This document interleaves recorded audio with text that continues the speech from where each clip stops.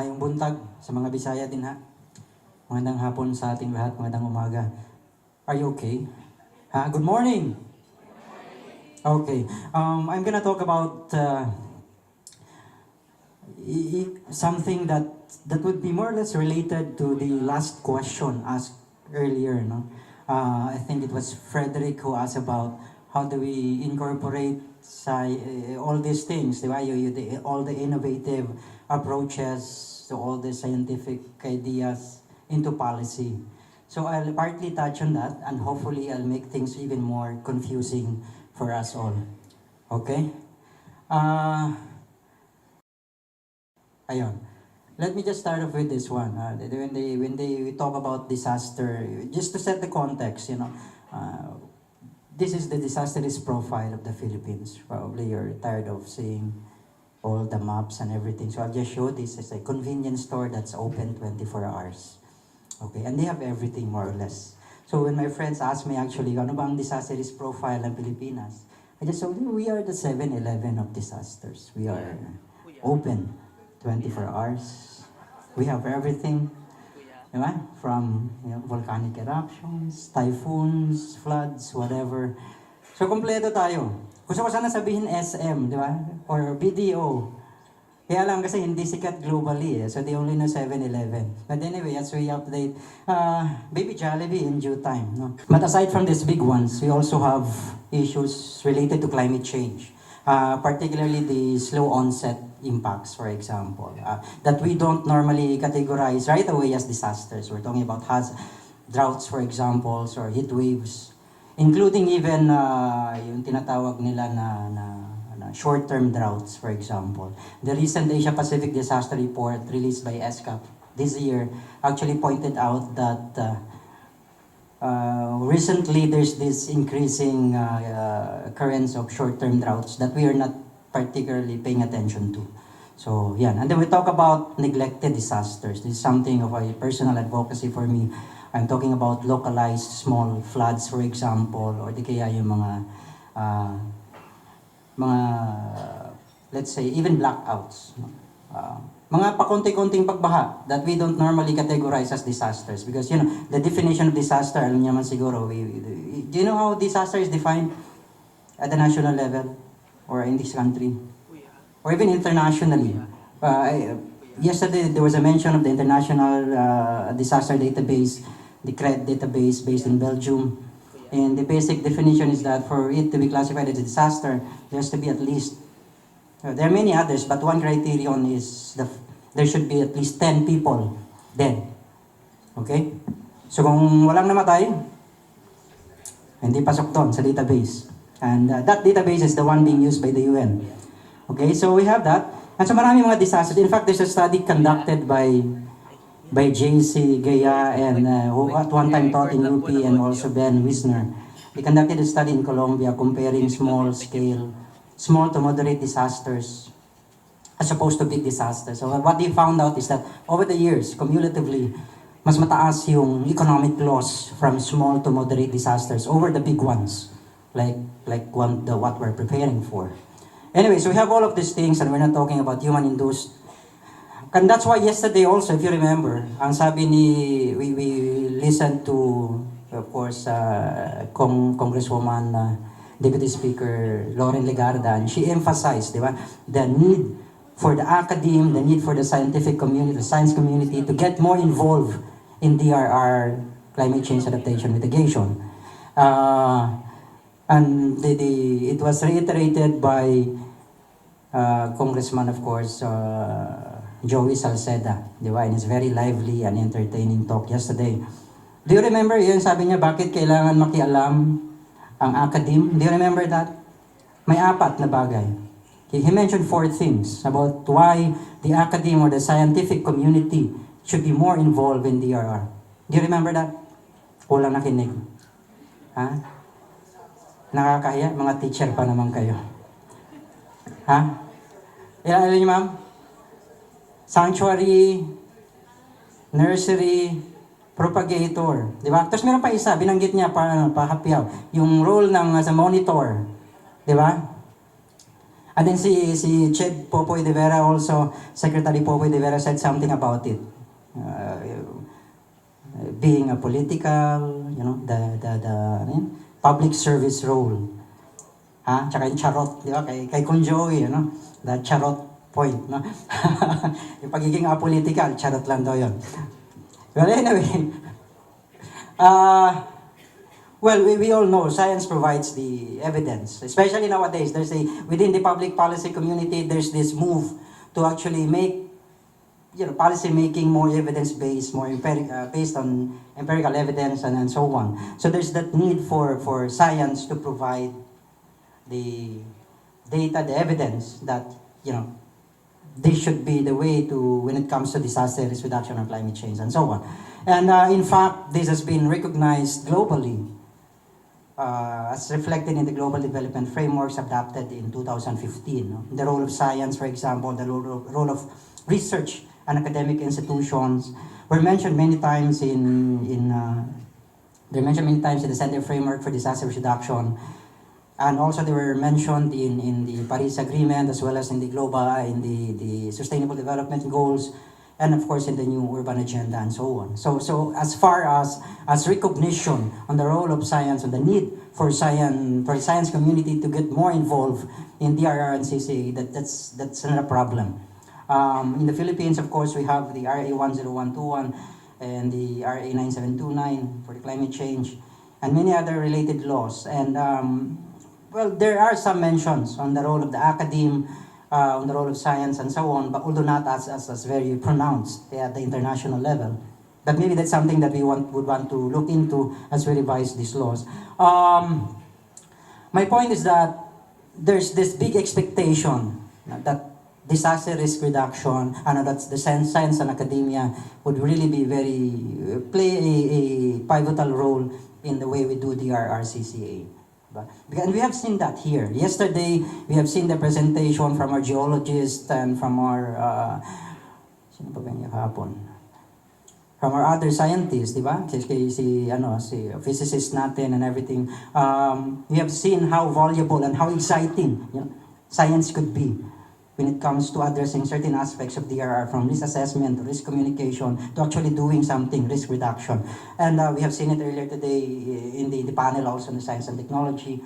The advice to me was that baka mag-umpisa daw yung session na ito ng maaga kasi wala si Dr. Benny, so nabawasan na isang speaker. So as it turned out, mas sumaba pa, which only means one thing, na ang gagaling natin mga speakers at ang interesting ng discussions. Okay? Now, the reality check. Nabanggit na rin ito partially ni Doc Mahar yesterday, na while yes, there is so much expectation, there's so much potential when it comes to actually applying science and technology and innovation, there's also not, on the ground, it's not as a walk in the park, if I may say. Again, a quiz. Sino nakalala ng 5 walls? May binanggit siyang 5 walls yesterday.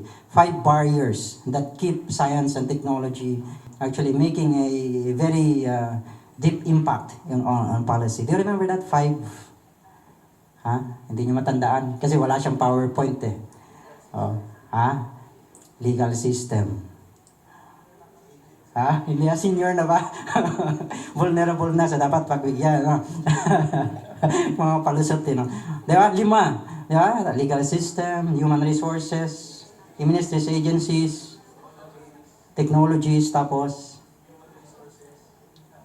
meron pa isa yung social acceptance. Diba? But we have that. And the reality is that we're not using enough good science when it comes to from the policy making to planning and even all the way to implementation.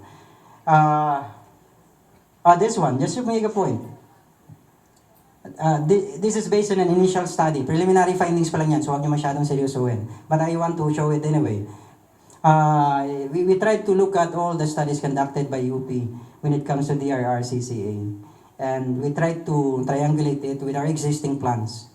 And we started looking at, let's say for example, you can see here na may mga different nodes yan. That reflects the disciplinarity of the field.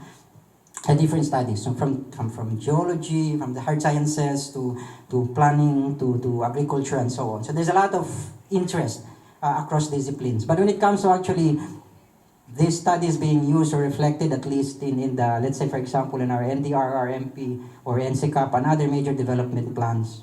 If you look at the basic documents, it's a little sad. No? Wala. No, I mean, we understand because many of these studies, 10 minutes introduction pa lang ako. Sige. Sige.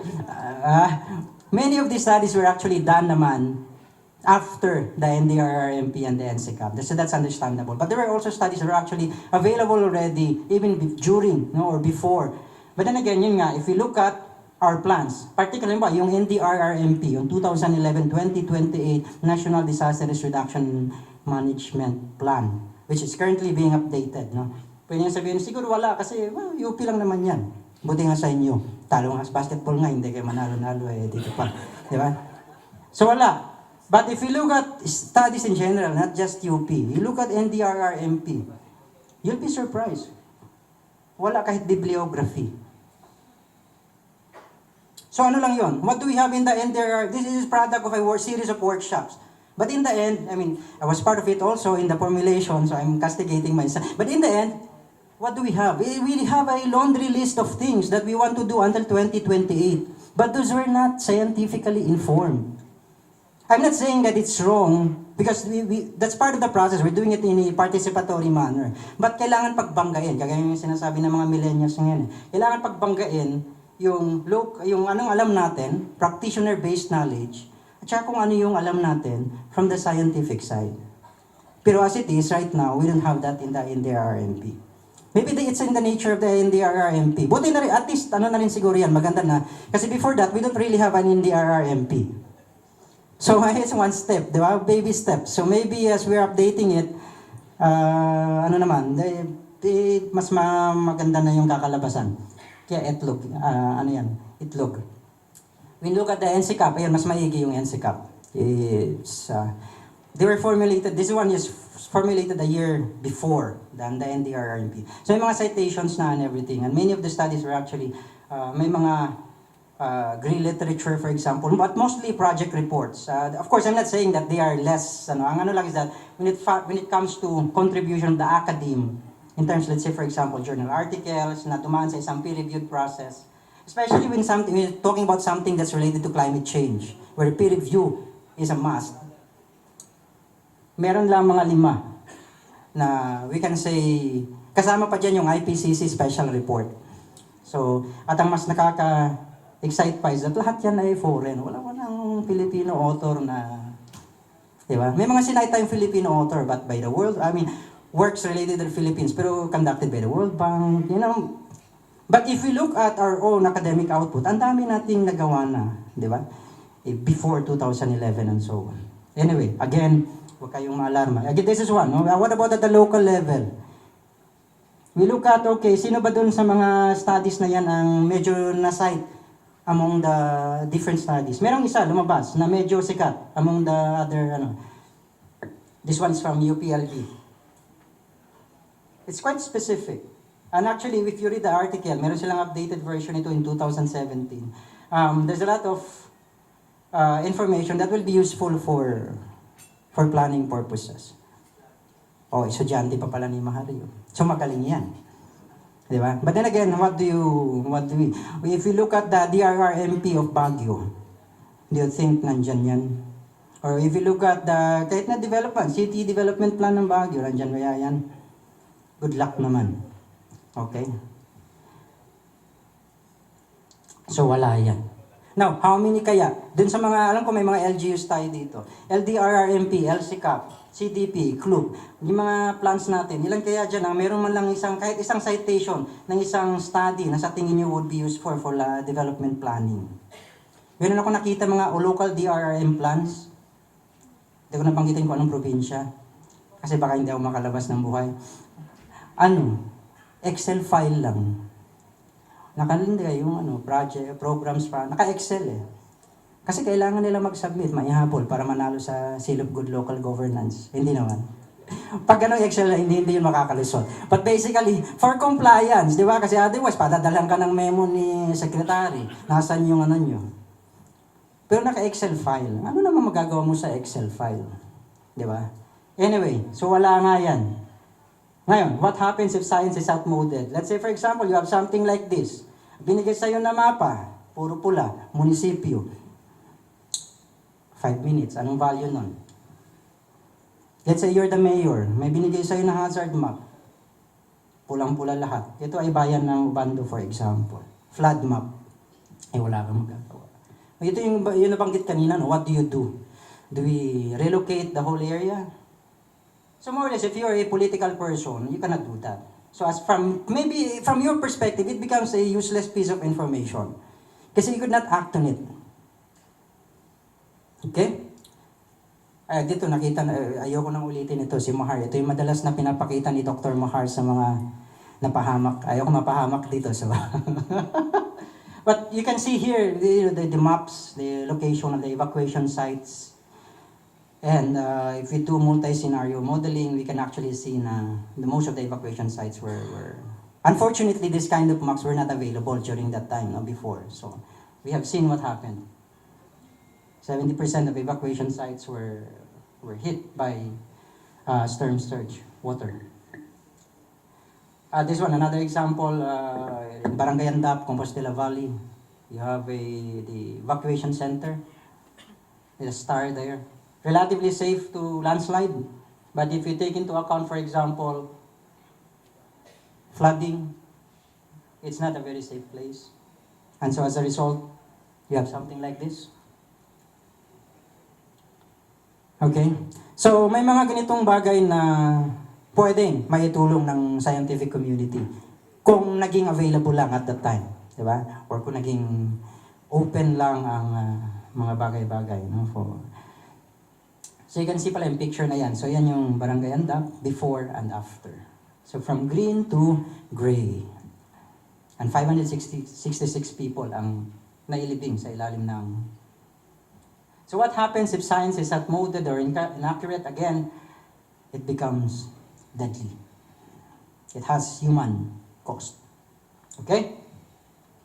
But unfortunately, yun nga, yung link between science and policy and practice sa Pilipinas, it's not something to... I mean, maybe as a whole, nabanggit kahapon ni Congressman Joey na globally, institutionally, we're advanced than others. But when it comes to maybe utilizing science and technology or academic knowledge for that matter, applying it in policies and practices, medyo mahina pa. Bakit? It's not just because of the government. It's not just because of the policymakers. The problem is actually really in 3 areas. There's a problem there are some limitations with the academic and scientific community right now. I think nabanggit to yesterday, the issues about communication, technological limitations, and so on. At the same time, there of course we know yung limitations when it comes to politicians. Most recently, di ba? If you remember the senator sino nga ito? Si subdivision Villar, right? Si Senator Villar. Diba? Research. Nakakain ba yung research? Hindi naman sinabi, no? Basta ganun lang. Meron exact words na sinabi niya. O kayo may sabi niyan, hindi ako ha. Bakit baliw na baliw kayo sa research? Sabi nila na sinabi daw, hindi sa akin galing. So basically you have that. And then there's also the problem with the policy science interface. Yung mismong platforms natin. Let's say for example, you look at the DRR. Ano bang representation? Saan ba pwedeng pumasok ang academe or science community? Well, of course, sa DRR, you have the DOST. Di ba? Pasok na dyan ang PAGASA. But when it comes to non-government, kumbaga external scientific support or academic support, meron tayo. Di ba? May CSO representation for 3 slots sa NDRRMC. Isa doon for academic community. Isa lang for the whole of the Philippines. And supposedly, umiikot yun. Pero yun nga, there are some also limitations. And then at the local level, sa local DRRM councils nyo, sino yung CSO representatives nyo doon? May academe ba doon? May mga SUC ba? Man lang? To provide technical support? Ha? Hindi pwede SUCs.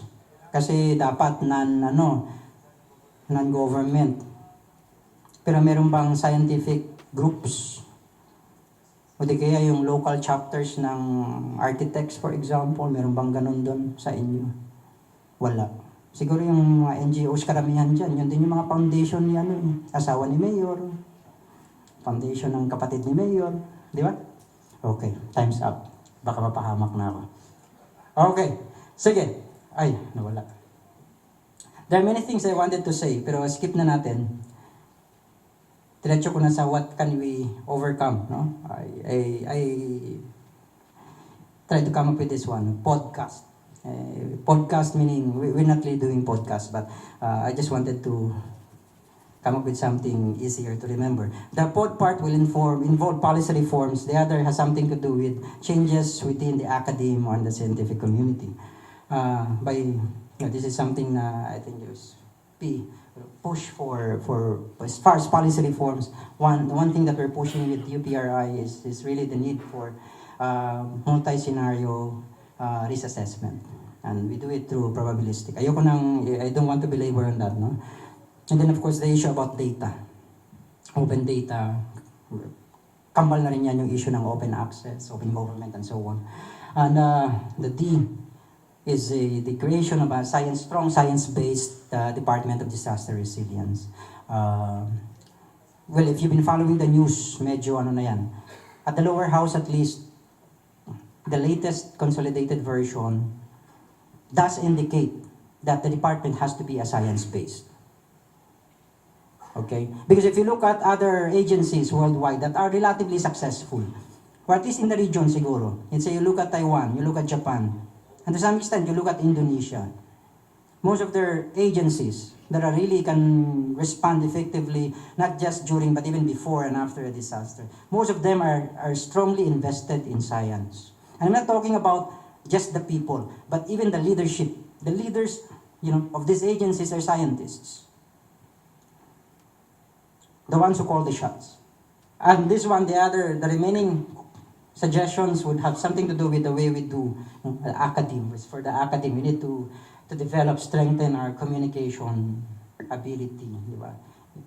How to communicate science findings and also to make them more interesting. Because the truth is, the policymakers or politicians will not really care about scientific, most of the time. Unless it becomes a political issue. That's one thing I'd like to. So we have to target policymakers. That's why yesterday, we have some really good. And the aspect is to highlight innovations and impacts to sort of like get the buy-in of the public. Because at the end of the day, sabi nga ni Margareta Wallström, do you know yung sa mga DRM dito? Margareta Wallström, she used to be the head of the UNISDR. Sabi niya, in one of her talks, sabi niya, the most mysterious part of DRR is the social science aspect. Because sabi nga niya, because no matter how you plan, at the end of the day, the success of your DRR will depend on how the people respond to your plans. Okay? Sinabi niya yan in one of those, And so even at the UN level, there's that recognition, and we need to invest more in understanding, reaching out to the people and the policymakers. On the agents for change, again, this goes back to getting the buy-in. We have, I call them cheerleaders and champions. We need, as academe, we might want to get allies and establish partnerships with relationships with policymakers, many others. And not just the policymakers, the high level, but even the local level policy. In public ad, we call them the street level bureaucrats, the one who are on the ground, will do the boots on the ground, the one who will do the dirty work. We have to get their belief in what we're doing, in what we're trying to push for. Like, if you remember yesterday, di ba? Yung kwento nga ni Doc Mau, yung nasa Cotabato sila. Yung tinanong kung bakit, sino ba sila, para magsabi kung ano yung lindol. Kasi only Allah knows kung ano yung lindol. So just imagine, ito rin yung related sa issue ng social acceptance. So there's a lot of work that we need to be done. And importante yung yung acceptance na yan, especially among those at the level of the bureaucracy. Kasi ito yung magiging partners din natin sa pag-i-implement. Especially, kasi especially if we're planning to scale up. Kasi ang madalas na mahirap sa DRR CCA work is that we keep on doing piloting. And then at the end of the day, hanggang ganun na lang, pilot na lang. Buti pa ang pilot ballpen, naging pentel pen. Pero tayo hanggang pilot pa rin. Di ba? We have to scale up and come up with, and for that to happen, we need the support of the local bureaucrats. And then we need to, again, ito yung importante, yung sustained advocacy outside the policy-making arena. Because the truth is, bihira lang yung politicians like Ligarda or Salceda or Bongo na makikialam sa na may interest sa disaster. Di ba? Or any scientific output for that matter, no? Bihira lang yun because they have other agendas eh. When I talk to some of the more successful scientists not just in the Philippines but in Indonesia and in Thailand just this year, ang sinasabi nila is that if you want policymakers to listen to you, if you want politicians, if you want to get their attention, reach out to the public. Make it a public issue. Make it a political issue. Then the moment you make it a political issue, then maybe they can start listening to what you're saying. But otherwise, you can, because sometimes it's not enough that you have champions. Because your champion may not be the key decision maker. So you have to make it a political issue, you have to make it a public issue. And you can do that through sustained networking and advocacy. And with including influencers, mga social media, celebrities, yung mga, I think yesterday we had here an up-and-coming celebrity na hopefully magagamit natin for. And may mga pag-aaral na ginawa sila Dr. Mahar about the use of social media, di ba? In partnership with Ann Curtis and so on, in promoting science information. Lastly, we have to promote transdisciplinary, interdisciplinary, and I would add transboundary research. Madalas kasi, we all know disasters are they don't respect political boundaries. So, when we study or plan as much as possible, we encourage, let's say, approach an ecosystem-based or river basin approach para mas holistic, kumbaga. And with UPRI, as far as when we do planning, from ridge to reef, we look into the different sectors. Okay, so in the end, sorry, alam ko kanina pa yung ko. Final words, at the end of the day, you have to choose if you want to be a pure scientist, meaning gawa ka lang ng gawa, you exist in your own environment, and then pag merong nangangailangan, tsaka ka magbibigay. Or you can be a science arbiter. You actively give information pag merong nanghingi. The other one is you can be an issue advocate, meaning meron kang specific advocacies na isusulong. And lastly, you can be a policy broker. You present, you don't advocate for a specific policy, but you try to present a whole range of policy and you leave the decision making to your policy maker. In any case, lahat yan will involve, you cannot avoid, if you want your research to be relevant, if you want your science to be relevant and applicable to policy making, you always have to take it further. You cannot just stay on the sidelines. You have to make a choice. Kasi nga, sabi nila, at the end of the day, let's skip this one. You cannot swim without getting wet. That's all. Thank you.